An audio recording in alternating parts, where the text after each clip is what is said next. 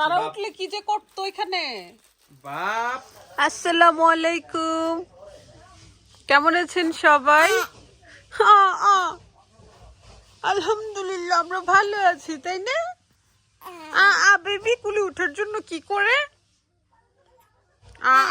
Baby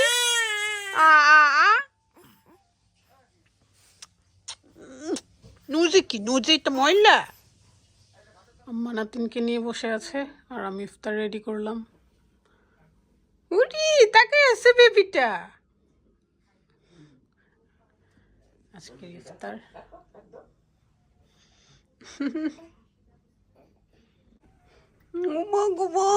জুথিকে দেখলি কান্না করে নানুমনির কাছে চলে আসো।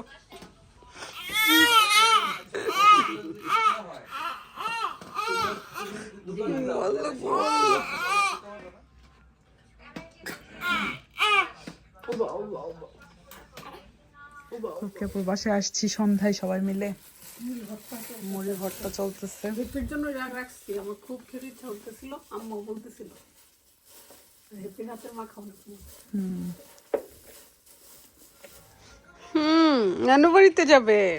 বিশাল নানু বাড়ি যাওয়ার জন্য বড় হইতেছে না, বলো আমি নানুকে নিয়ে আমরা ওই দেখো আরেকটা।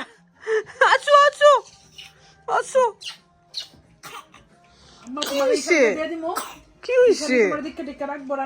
আম্মা তুমি ইশালরে নিয়ে যাও দেশে, বড় করে আমারে দিও, পারবানি? আম্মা খুব রাগ করছে এই কথা যে বলছি, আম্মা চাই নিয়ে যাইতে।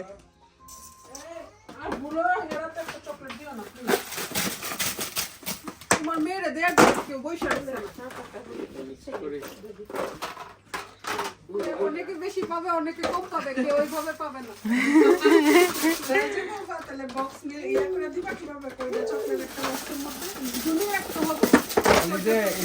It's gonna be your dream bag. এটা সবার ড্রিম ব্যাগ।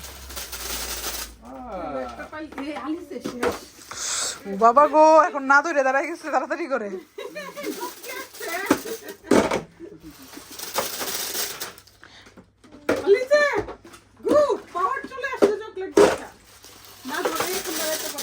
Come on.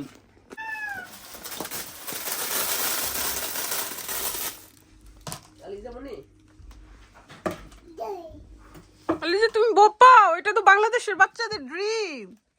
তারা যে কি করতো, তারা উঠলে কি যে করতো এখানে। বাপ বিখ্যাত চিকেন, এত মজা হয় এটা।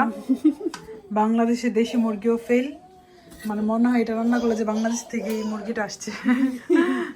কারণ আপনার রান্নাটা অনেক মজা। সবাই এত মজা করে খাই, বিশেষ করে আমার মেয়েরা, তারপর জামাইরা পছন্দ করে। আমার রুফি তো অন্য চিকেন খাওয়ার আগে স্মেল দিবে, এরকম তো স্মেলে চলে আসছে খাওয়ার জন্য, সবাই এত পছন্দ করে। তো আমাদের বাসায় দিয়ে দিবে হাফ আর কুকে হাফ।